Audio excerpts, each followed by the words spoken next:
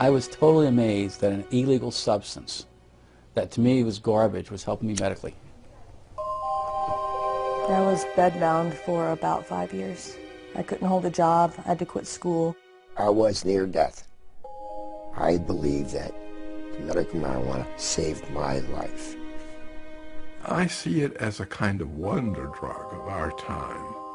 What this really is the marijuana legalization lobby taking advantage of sick patients. Legitimate sick patients need legitimate medications. It's medicine.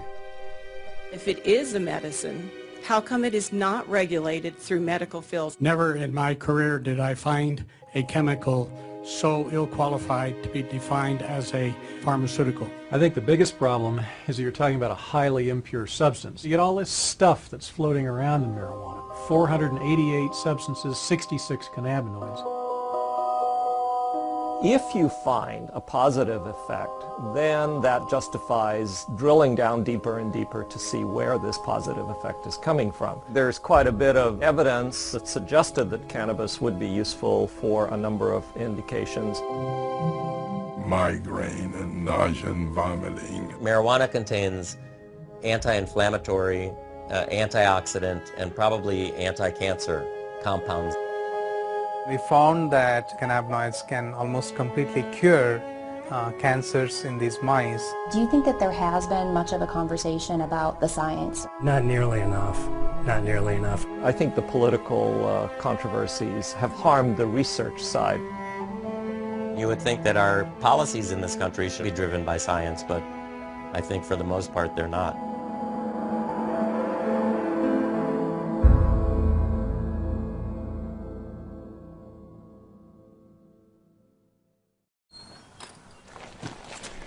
I'm not one for just sitting around. I got to be out, and it's outdoor stuff. I'm not much for going to a gym to work out. My physical exercise, I have to be outdoors doing it. For Point Hatfield, the mountains and rivers of Montana have always been a certain kind of therapy. Running and river guiding in the summer and teaching backcountry skiing in the winter have helped him through life's many difficulties. But the greatest challenge of his life took the outdoors away from him. It was like 2 days after New Year's. It just dumped 2 feet of snow, and a group of us skied from Mammoth down to Gardner after work, and we went out for dinner. And when we were sitting having dinner, I just went like this, and there's a lump there. I had a radical neck disectomy. So they cut out this side of my neck. They took out the cleidosternomastus muscle and all the lymph nodes. But the cancer came back. 2 more tumors and another surgery later, it was clear Hatfield would have to endure chemotherapy and radiation. Chemo and radiation were horrible, literally horrible, because I was throwing up almost all day long, every day. It zapped every ounce of life I had in me, just about. I was just hanging on by a thread. Just like he used to, Hatfield turned to the outdoors for comfort, trying to ski a small hill in his backyard. So I got 2 runs of 2 turns in, and then that's all I could do, wipe me out. 2 days after that, I went cross-country skiing with my wife, and I was able to do about a mile. That's all I could do. I was exhausted. Then after the 3rd round of treatment, I couldn't do anything. Hatfield's athletic frame melted from 160 pounds of muscle to barely 124 pounds. I used to have 15-inch arms, biceps. They went down to 9 inches. I used to have thick legs. I'm skinny now. I'm not used to being skinny. Are there things that you know that kind of trigger your nausea and things like that? No, it just comes. Just like that, it just comes. And we've used the other anti-nausea medications with you. I was on Ativan. I was on Zoloft. I think Zofran too. And there was a couple of steroids that I or a patch with, I think there was a couple other drugs too that they tried. Dr. Jack Hensold is Hatfield's oncologist. He says these are common anti-nausea medications that work for most patients. We have very good anti-nausea medications now, and you know, I make a little bit of an advertisement for that right now. People don't get sick on chemotherapy as they used to because the standard anti-nausea medications are so good. But Point Hatfield wasn't one of those patients. They just did not work. Not at all? Not at all. Didn't alleviate anything. So what was the next step? Well, then Dr. Hensold asked me if I would be willing to try medical marijuana. I said, I'll try anything. We've had patients who've tolerated very well, and it's done some really good things for them. Even though Hatfield had his doctor's blessing, he still needed the green light from Wendy Gwenner, the hospital's oncology social worker. We had a fair number of patients who came out of the woodwork who probably were users anyway and said, well, gosh, I've got cancer. Can I get a card? And the answer is no, you can't. Gwenner carefully evaluated Hatfield's case, just like she does with every patient, before signing off on the medical marijuana recommendation. We have to be screening you and making sure that we've used appropriate medications as first-line treatment if our antiemetic medicines have not worked well, and we've gone through our cadre of medicines, then we would go to medical marijuana. After I got the medical marijuana, it just alleviated so much of that sick, pukey feeling, and alleviated the throwing up. Immediately? Immediately. Wow. Immediately. It's like it was a godsend. It was a wonderful thing. Because that throwing up all the time is not good. Right, right. I believe that the medical marijuana saved my life. I couldn't eat anything, couldn't swallow, and I just think it saved my life. 5 years after he was first diagnosed, Hatfield is cancer-free and enjoying Montana's beauty again. Nowadays, he says the beauty isn't the only thing he loves about this state. He loves the progressive voters who passed the state's compassionate use medical marijuana law in 2004, allowing patients like him the option of using a drug at the center of a growing controversy. There's a false stigma attached to it, and I'm doing this interview to help other people. Why not? It's our job to help other people. It's our responsibility. If we can do something for people, why not do it? If something can help somebody, why not let those people have that? Impassioned pleas from patients just like Hatfield have been the spark behind a nationwide movement to allow access to marijuana as a medicine. By the fall of 2010, 15 states had passed laws similar to Montana's. This is all in direct conflict with federal law.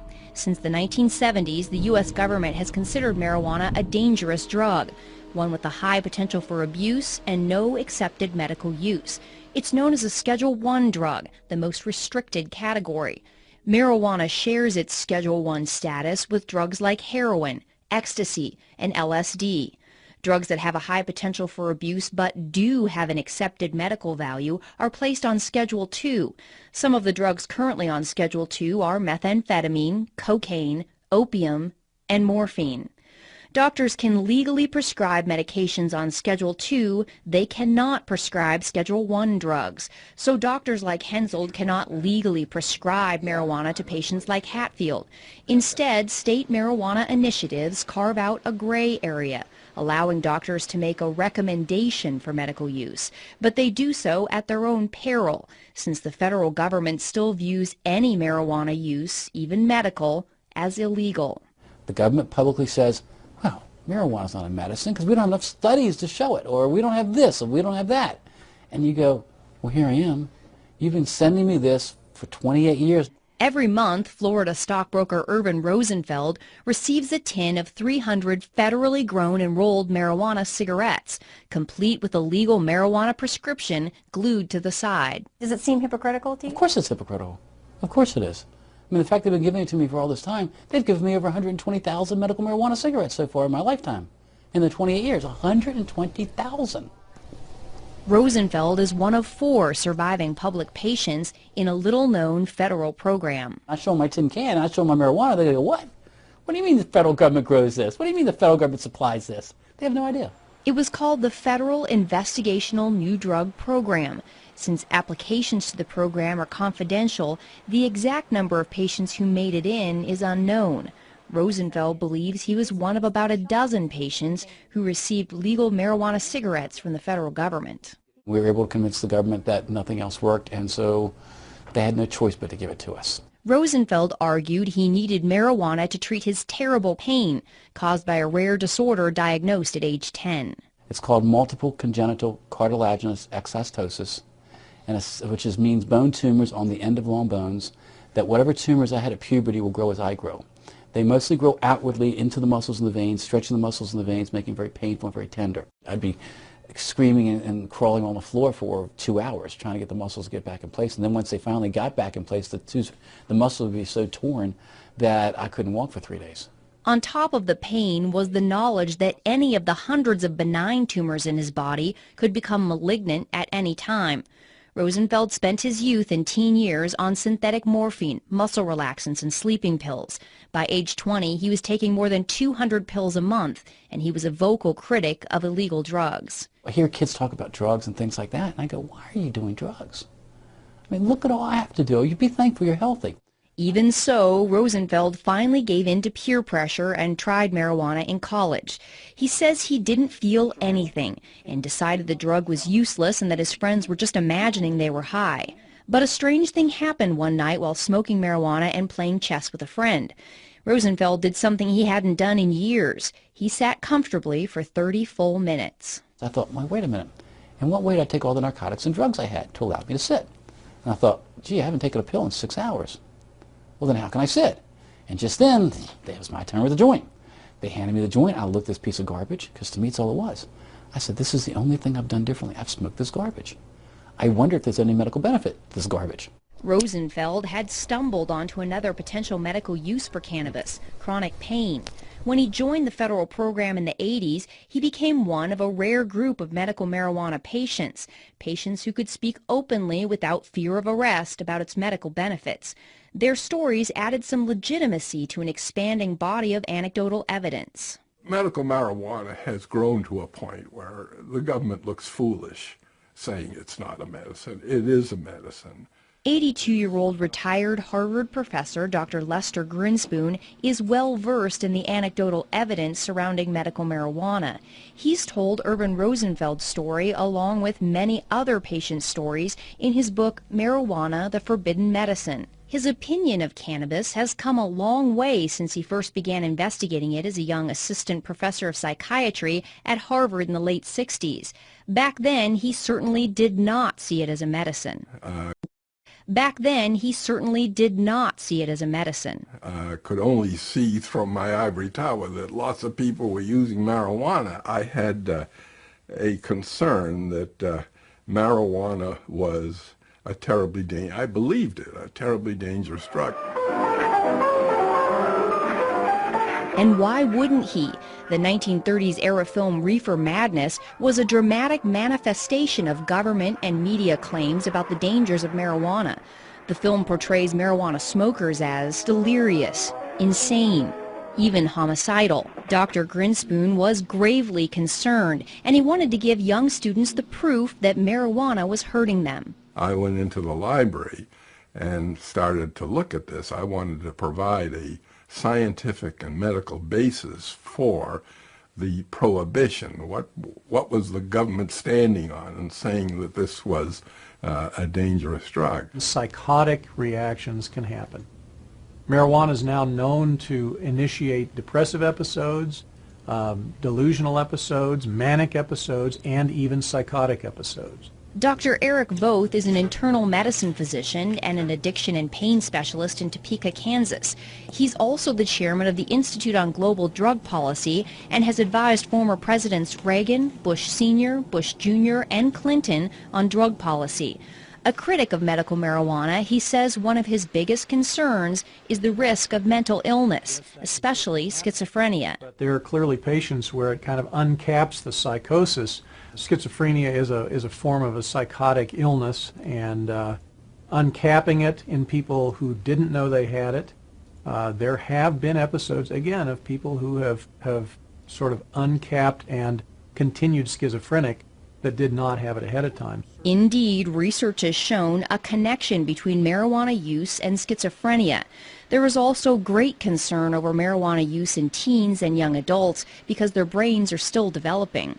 But it's still unclear whether marijuana causes mental illness or someone with a mental illness is more likely to use marijuana. As a psychiatrist, Dr. Grinspoon's expertise was in schizophrenia, and he strongly disagrees with critics who say marijuana may trigger the disease. I think that is absurd. If you just take the fact that schizophrenia, the frequency of schizophrenia is about 1% the world around.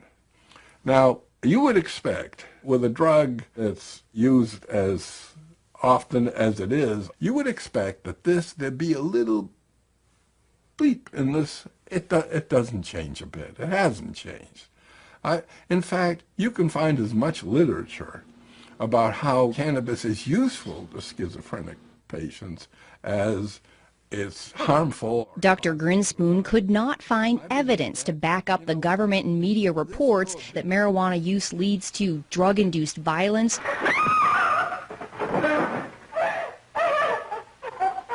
and incurable insanity. He is hopelessly and incurably insane, a condition caused by the drug marijuana to which he was addicted. This substance, the most harmful thing about it was not any inherent psychopharmacological property of the drug, but rather the way we as a society were treating the people who use this drug. It's been a medicine for about 3,000 years now.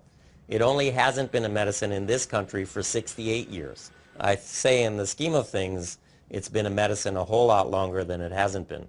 Dr. Donald Abrams is a professor of clinical medicine at the University of California, San Francisco, and an oncology physician at San Francisco General Hospital.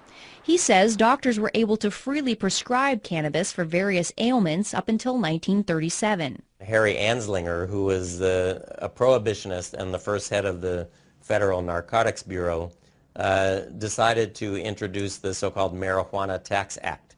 Physicians in the United States knew the medicine as cannabis, and by using marijuana, he sort of did an end run around the medical community. The act imposed a high tax on medical marijuana and such onerous registration and reporting requirements that it effectively banned its use as a medicine altogether.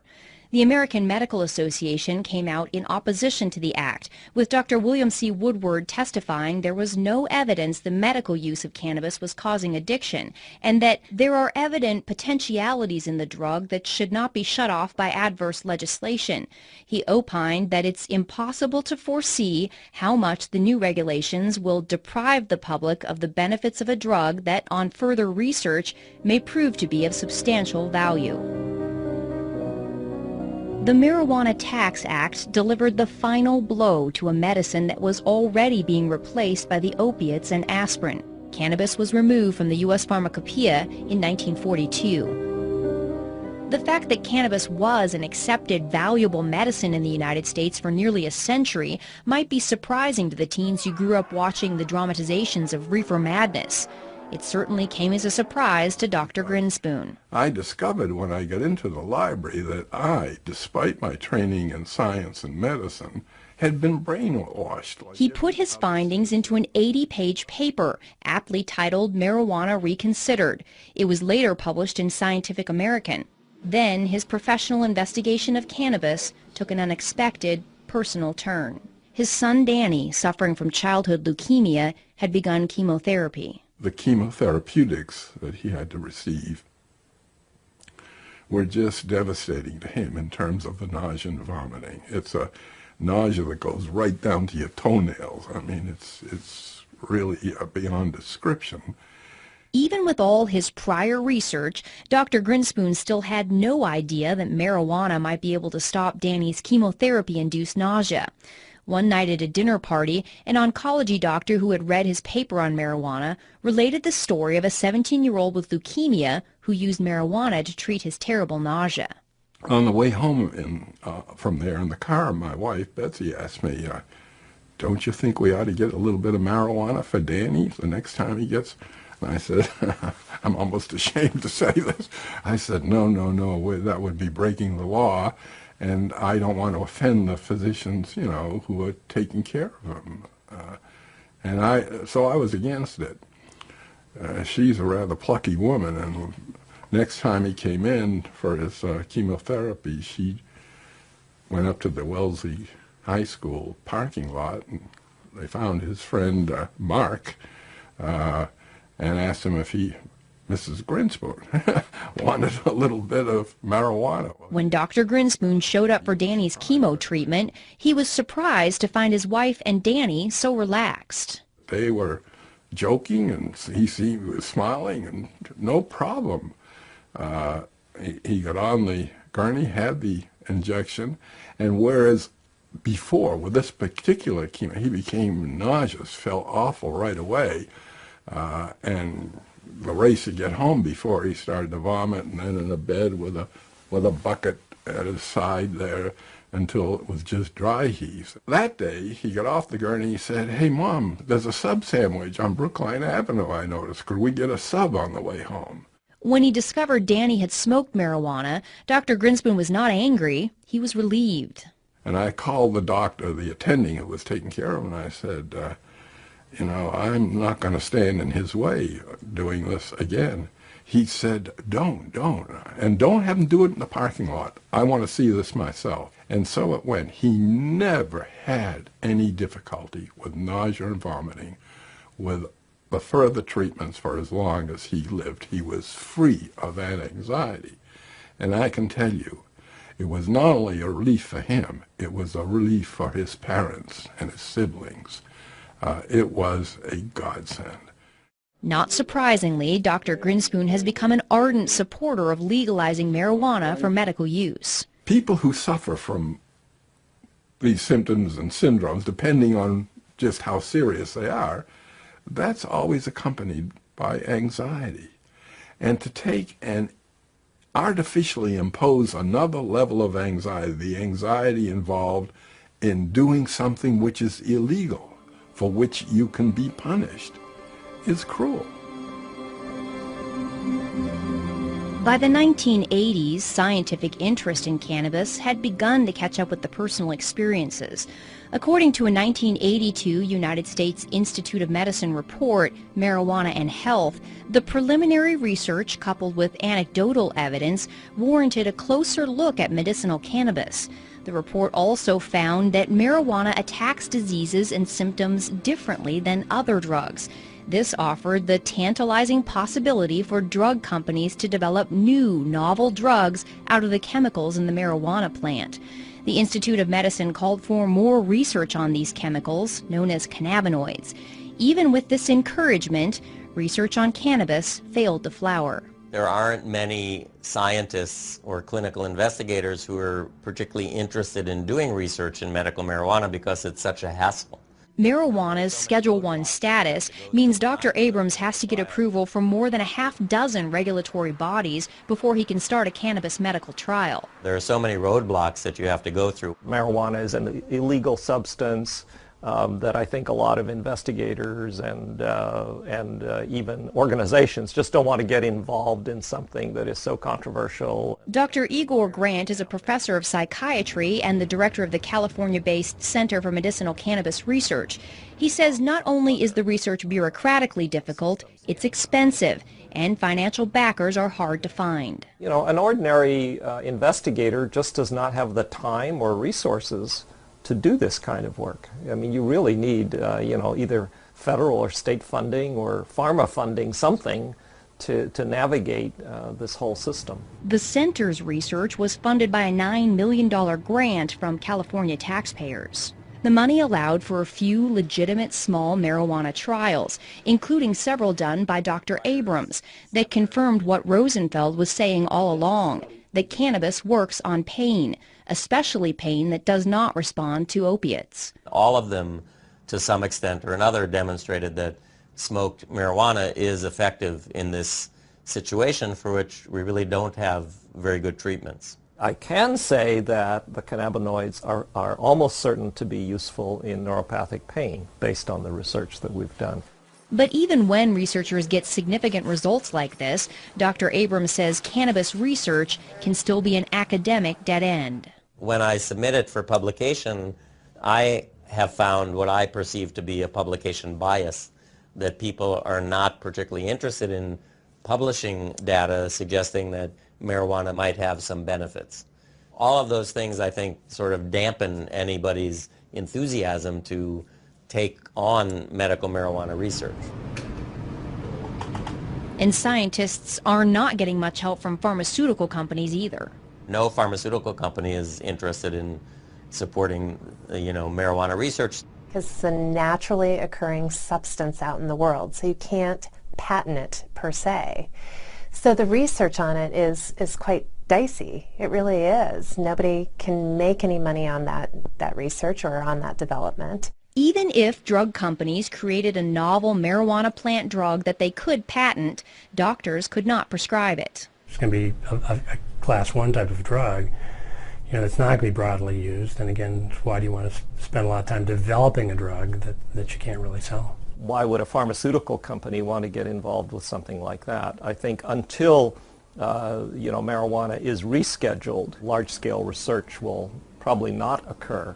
Advocates have been mired in a decades-long legal fight with the U.S. Drug Enforcement Agency to do just that. In the late 80s, they made the argument that marijuana has accepted medical value and that it belongs on Schedule II.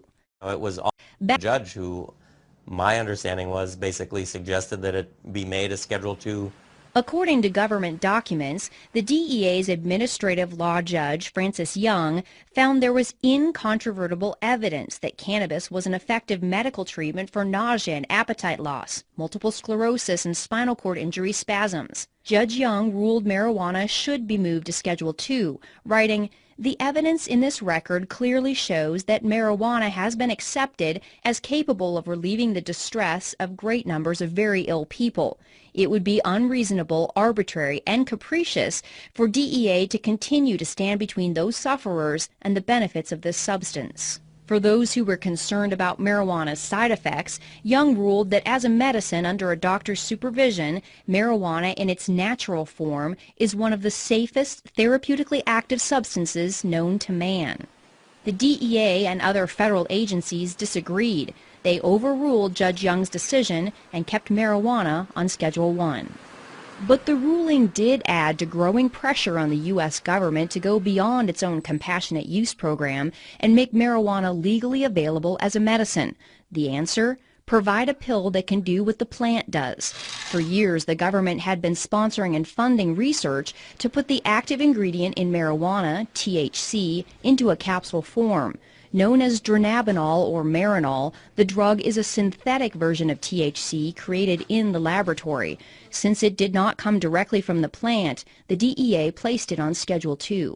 They wanted to have an answer to people like me. There is a medicine out there that people can buy. They don't have to use herbal marijuana. Dr. Grinspoon says the problem is Marinol does not work as well as marijuana. You take people who have used both herbal marijuana, smoked it or ingested it, and Marinol or dronabinol. Every time, never an exception. Oh, I much prefer herbal marijuana. It was my experience when AIDS patients first started taking dronabinol back in 1992 that they didn't like it. The absorption when taken orally of THC is very variable and low. The gut only absorbs 12%, plus or minus a few percent depending on the individual. The problem with taking it through the gut, you have to wait for an hour and a half to 2 hours to know whether you're getting relief from the pain or the nausea or whatever it is you're trying to relieve. How does Marinol compare in all this? I was talking earlier. I mean, do you feel like it's as effective as the plant or no? No. I do not believe Marinol is as effective as marijuana or THC. And why do you say that? I've never really seen it work. We've added on, it's expensive, and I've never had a patient who seemed to get much benefit from it. We really haven't had very much success with patients with Marinol for any side effect management. So there's something that is lost in with the THC in that processing. Dr. Abrams says what's lost in the processing are all the other cannabinoids in the plant, some of which are known to mitigate the high associated with THC, making the patient feel more relaxed instead of anxious. There are 400 other compounds in the plant, including 70 other sort of lookalikes to delta-9 THC, and those are all there for a reason. They provide balance, if you will, the yin and the yang, and my opinion that you lose that balance when you remove the single most psychoactive component from the plant and use that as a pharmaceutical. I've used Marinol on some patients selectively. I've not had any problem with Marinol. Dr. Voth says while he's not overly impressed with Marinol, he would rather have patients take a pill. He says telling a patient to smoke an illegal plant is substandard medicine. I treat a lot of sick patients with all sorts of different pain and neuropathic disorders and cancer, etc. And I cannot think of one circumstance in 27 years of active practice that I've had to say, well, it's time for you to smoke dope. I just haven't. And that includes terminal patients and hospice patients. Anyone who says that, we have adequate treatments for all of the conditions for which marijuana is purported to have some effect, I don't think that is a correct statement. I think the fact is that we have a lot of difficult to treat conditions, and there may be a niche or a place for the cannabinoids with some of those conditions. Oncology social worker Wendy Gwenner agrees. She's personally seen patients who don't get adequate relief from the anti-nausea drugs. And when it comes to getting patients to eat, it is far and away the best medication that we have for chronic wasting and for increasing appetite in cancer patients. There's probably nothing that works as well for appetite stimulation that we have as marijuana. But Dr. Hensoldt says cannabis does have one side effect that certain patients don't like, namely the high. Most of the side effects I worry about with patients are really the euphoria and the altered sense of consciousness that people get, and whether they'll tolerate that or not. Generally, you'd consider a high as an adverse effect. So that adverse side effect for people who don't want to be high is really a problem. For other patients, though, the high could be part of the therapeutic effect.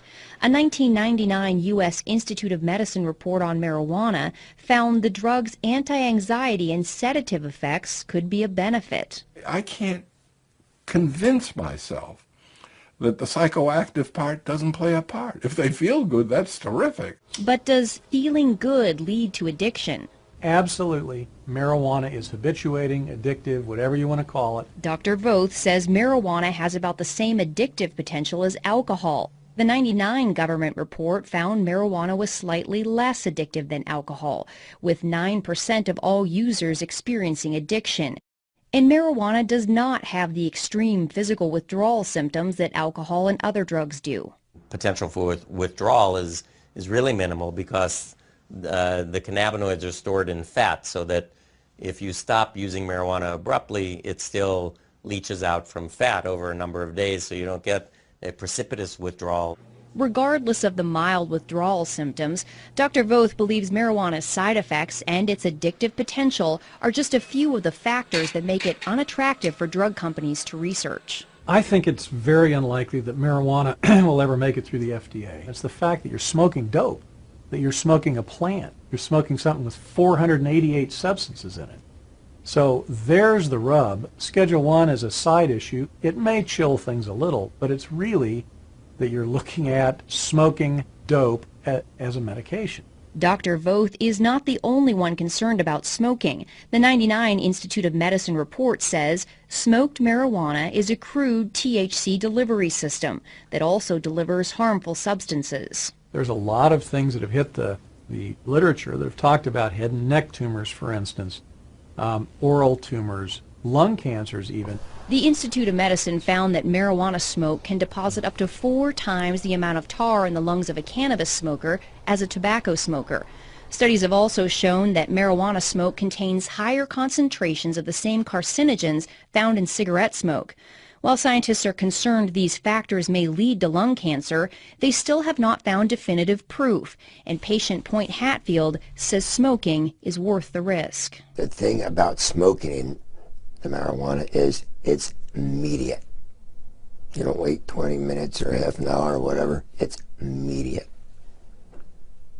And for me, immediate relief was a blessing. When you smoke cannabis, by the way, the peak concentration in the bloodstream occurs in 2.5 minutes. When it goes through your lungs, it goes into the right side of the heart, into the left side of the heart, and then right up to the brain. Most people prefer the inhalation method because they can better titrate when the effect comes on, how long it lasts.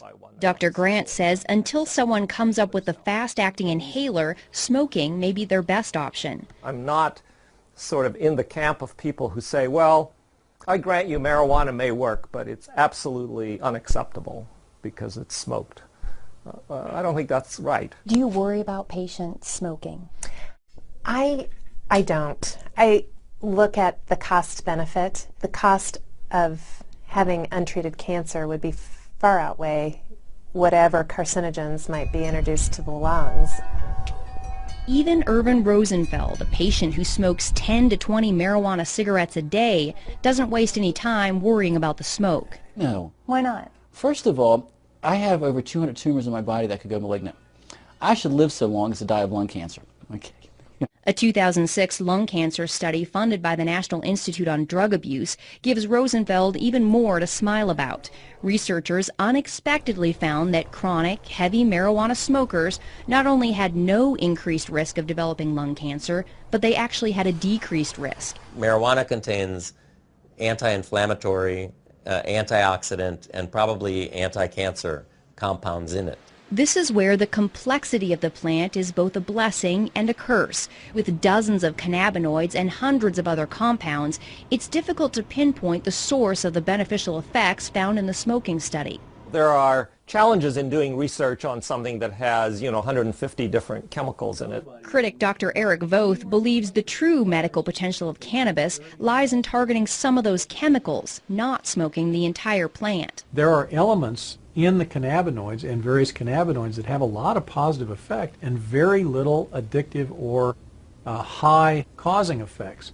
Scientists have managed to isolate and focus attention on one of those. It's called cannabidiol, and next to THC, it's one of the most abundant cannabinoids in the plant. CBD is cannabidiol, which is another cannabinoid like the main psychoactive ingredient, but instead of getting people high, CBD seems to be a very potent anti-inflammatory and analgesic. So it relieves pain and decreases inflammation. But what I'll do... Judged anti-inflammatory and analgesic. So it relieves pain and decreases inflammation. But what I'll do is I'll just kind of put the stove on low. I'll spoon out a little bit of the canna butter, about that much as a dose is worth for the night.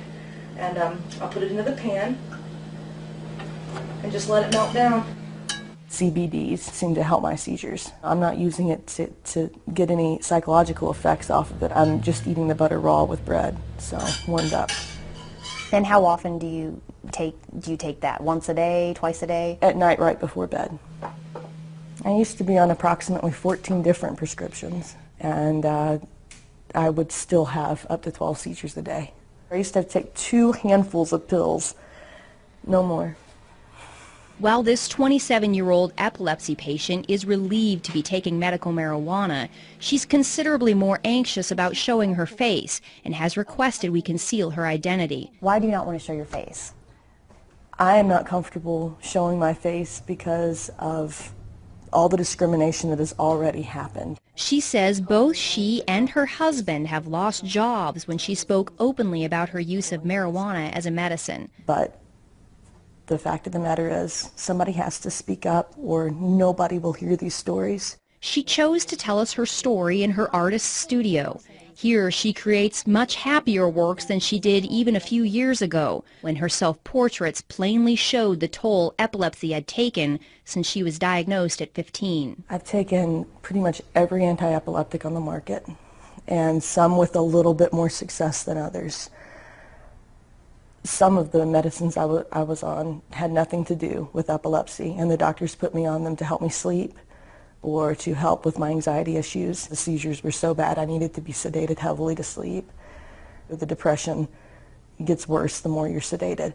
Despite the constant seizures and depression, she graduated high school and was accepted into a private women's college to study psychology and fine arts. The seizures were so intense by my early 20s that I couldn't stay in class. And as the stress of exams would come closer, that would trigger seizures. She had to withdraw from college just a handful of credits short of graduation. The seizures were so bad and the medication so debilitating that getting a job wasn't even an option. She was bedbound for years while the epilepsy ruled her life. My husband would have to call me, 25 times a day from work just to make sure I was still breathing okay. I could not shower by myself because if I slipped and fell, it only takes a half inch to drown. So we were living on pins and needles with me having that many. That's when she decided to move to a state with a medical marijuana program. She had read stories about its potential to treat epilepsy, and she wanted legal access to it. How did that impact your seizures? They started slowing down. I had to build it up in my system, and it wasn't until I started ingesting it that they really stopped completely. The potential of the CBDs in marijuana to mitigate epileptic seizures is not new. Scientists who put together the 1982 U.S. Institute of Medicine report found substantial evidence from animal studies to indicate that cannabinoids are effective in blocking seizures and that there is strong support for further investigation into the utility of CBD in human epilepsy. The subsequent 1999 Institute of Medicine report was less enthusiastic, saying the solid scientific evidence still isn't there yet, and it was unlikely to be a fruitful area for drug research. Well, I'm not waiting for the FDA approval to come through. I know how it affects my body, and that's one thing that I've learned through taking prescription drugs all these years. I have to know how this stuff is going to affect me, not what somebody else says it does for them. Not only has it completely stopped her seizures, but she says something in the plant works for her anxiety, depression, and insomnia too. So she sees the scientifically undesirable cornucopia of substances in the plant as a benefit, not a detriment. The fact is it works. It works better than anything I've ever tried, any pill I've ever taken. The cannabinoids have multiple actions. It's not just on pain, or in her case maybe anti-epileptic action, but for many people, they have a sedative and anti-anxiety effect and so forth. I'm a cancer doctor, and I often suggest to my patients that they consider marijuana for their loss of appetite, nausea, pain, depression, and insomnia. It's one medicine they could use instead of 5. Critics of medical marijuana are highly skeptical of claims it can treat just about everything. How is it possible that one plant has the potential to treat so many different ailments? Intriguing answers started appearing in the early 90s when researchers pinpointed receptors in the brain and the body that bind with the cannabinoids. Receptors can be described as locks on the surface of a cell, and when the correct key binds with the correct lock or receptor, it opens the door and delivers messages. Sometimes the message is that the body is feeling pain. Other times the message may be that there's an invader and the immune system must attack. Scientists located 2 receptors, cannabinoid receptors, one called the CB1 receptor, mainly in the brain, and the other is the CB2 receptor, which is mainly in cells of the immune system. The CB1 receptors are extremely abundant in the brain, but they're also found all over the body in the major organs, the heart, the liver, kidneys, and pancreas. After finding all these locks that accepted the cannabis key, researchers made the next big discovery. The human body makes its own cannabinoids, called endocannabinoids. We have this whole elaborate system where we have these receptors in our brain and in our immune system, and these circulating chemicals that we produce ourselves that really are very, very similar to the chemicals in the marijuana plant. The only difference is that the endocannabinoids that we produce are in such small quantities, and they're also rapidly degraded, so that Therefore, we are not high all the time, or we don't have that feeling of euphoria all the time. Dr. Prakash Nayagarkatti is a professor of pathology and microbiology at the University of South Carolina. For the last decade, he's been doing research on what's become known as the human endocannabinoid system. The precise functions of the endocannabinoid system is it's still being understood, actually. The discovery of the system, however, is already revealing clues that have bolstered the personal stories of relief. The areas of the brain that control nausea and vomiting, chronic pain, and epileptic seizures all have cannabinoid receptors. What do these things do? Well, in the brain and the nervous system, the cannabinoid system seems to exert kind of a dampening effect. It's kind of an internal, like to think of it as a neurological shock absorber. And when they looked in other animals, they found these receptors were present in basically all animal species. So why do dogs and monkeys, for example, need to have cannabinoid receptors? They must be playing a very critical role in trying to maintain some of the physiological functions. The whole development of the fact that there are cannabinoid receptors in endocannabinoids has really given drug companies and pharmaceutical investigators a lot of opportunity to try to manipulate the body's own cannabinoid system. That's because now they can create synthetic drugs that target the receptors instead of taking chemicals from the plant. By avoiding the plant, they get around the controversies and complications of its Schedule I status. A search of the U.S. patent database reveals numerous large pharmaceutical companies have filed recent patents claiming their cannabinoid receptor drug has the potential to treat almost everything: multiple sclerosis, Alzheimer's, Parkinson's, rheumatoid arthritis, Tourette's, epilepsy, heart disease, obesity, various mental illnesses, and the holy grail of medicine, a cancer cure. We feel that these cannabinoids give us an opportunity to study their functions, and see how we can exploit them, how we can manipulate these cannabinoids and the receptors to find cures for a large number of diseases currently in which there is particularly no cure. As an immunologist, Dr. Nayagarkatti and his researchers at the University of South Carolina are exploring the impact cannabinoids and the CB2 receptors have on the human immune system. Both U.S. reports on marijuana found the cannabinoids do suppress the immune system, and previously this was seen as a concern. But Dr. Nayagarkatti believes tamping down the immune system could be a good thing. There are is a concern, but Dr. Nayagarkatti believes tamping down the immune system could be a good thing. There are about 80 different autoimmune diseases, and basically autoimmune diseases are triggered by your immune system going haywire, getting hyperactivated and destroying certain cells and certain tissues. In multiple sclerosis, for example, the immune system suddenly begins attacking the brain and the spinal cord. Rheumatoid arthritis and lupus are similar diseases caused by the chronic inflammation associated with an immune system gone amok. The cannabinoids dampen down response to bacteria or foreign agents or injury to tissues. A lot of scientists and researchers are interested in those properties of the cannabinoids, in trying to see how we can suppress the immune response in autoimmune disease conditions. For Dr. Nayagarkatti, the research has gone far beyond treating inflammatory problems. He's narrowing in on the potential of cannabinoids to kill immune cells that have mutated and become cancerous. Once they become cancerous, they no longer die a normal cell death. Instead, they begin growing and spreading uncontrollably. We were one of the first labs to demonstrate basically that not only the immune cells, the normal immune cells express these cannabinoid receptors called the CB2 receptors, but also that when these immune cells get transformed and they become cancer, to our surprise we found that these cancer cells continue to express these CB2 receptors. This was an exciting discovery because the CB2 receptor can act like a target for the cannabinoids. Once they bind with the receptor, they can tell the cancer cell to die.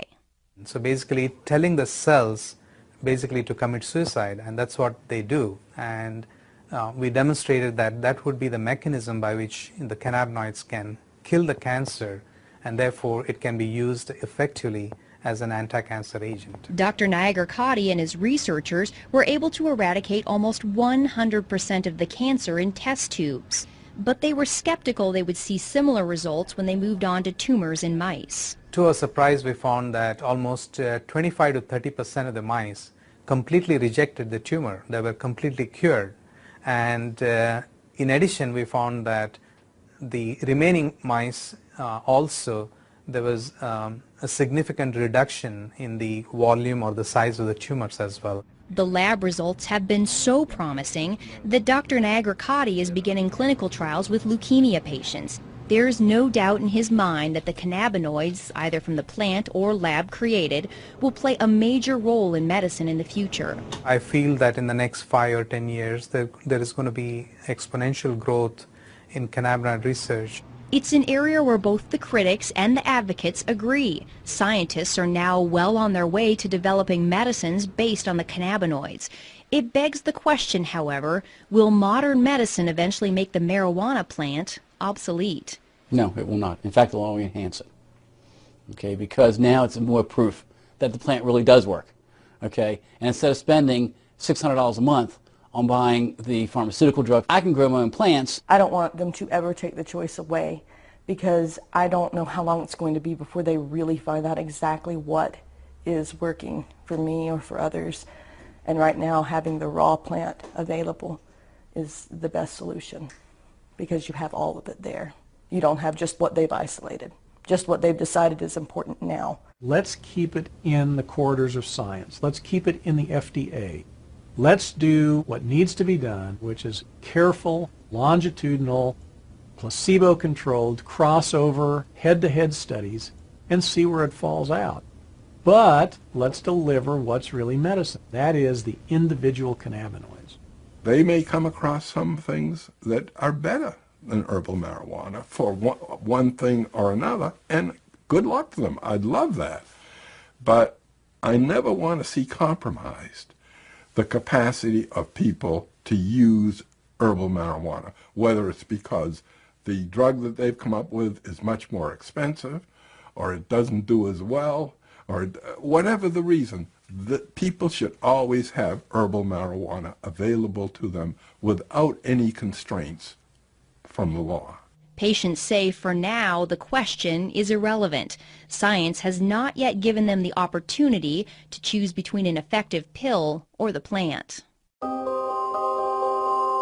This is something where I have no other medical alternative to treat this condition. I have exhausted all of modern medicine's alternatives, and they have really screwed my body up. She says cannabis has allowed her to hold down 2 jobs and make plans to go back to school and finish those last credits. There is so much promise now where there was none before. Without the 10 to 12 cannabis cigarettes a day, I would not be working. I most likely would be on disability. I'd be homebound, and I'd be a drain on society versus a productive member of society. The federal program that allows Irvin Rosenfeld to legally use marijuana for chronic pain was shut down in 1992. Today, he's one of a few living patients who were grandfathered in and still receive marijuana every month, courtesy of the U.S. taxpayer. Point Hatfield believes he will never gain back the muscle he lost during his cancer fight, but he got his life back. And he thinks people should not underestimate this plant just because it doesn't come with a prescription. It's medicine.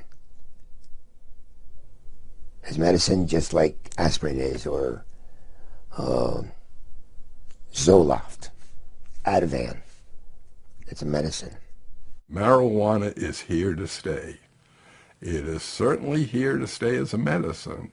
Dr. Grinspoon says the social stigma surrounding marijuana has damaged the medical research for too long. Today, he's on the advisory board for the marijuana advocacy group NORML, because he believes the only way marijuana will reach its true medical potential is if it's fully legalized. He's felt this way since the 70s, when he predicted the medical promise of cannabis would lead to a repeal of the prohibition in less than a decade. For years, I waited for my prophecy to come true, and I despaired that I would never see it in my lifetime. And I'm 82 and I have cancer now, so I'm not sure I will, but at least I'm seeing, here this boat was dead in the water for all the years I was running around testifying, so forth. Nothing. And now, since medical marijuana, wow, are we making progress. Well, you're going straight to the heart of the issue, which really is the medical excuse movement is a means to get the camel's nose under the tent. The folks that are pushing the medical excuse movement really come from the medical legalization movement. I think it's not helpful to brand people's motivations. It may be the case that there are some people out there who really are trying to legalize marijuana under the cloak of medicine. I don't happen to be one of them. I'm more interested in seeing if there is a medical indication here, and if there is, I think it is a social responsibility to provide that for people who are suffering. The scientists are not here to make, like policy decisions, but our goal is to find out the truth. To that end, the American Medical Association and the American College of Physicians have taken positions that marijuana should be moved off of Schedule I to make research on the cannabinoids easier. We who are involved in the science sort of wish that science would become more of a dominant driver in the messaging, as opposed to politics, religion, and ignorance and fear. I like to say it's time to have more light than heat on the subject, and clear away the smoke here. When you strip away the smoke of the social and political issues, one thing is clear. After decades of controversy, conjecture, and limited research, we have arrived at last in the realm of science. We know more about the secrets of this complex plant than at any other time in history. The only question now is where that knowledge will take us.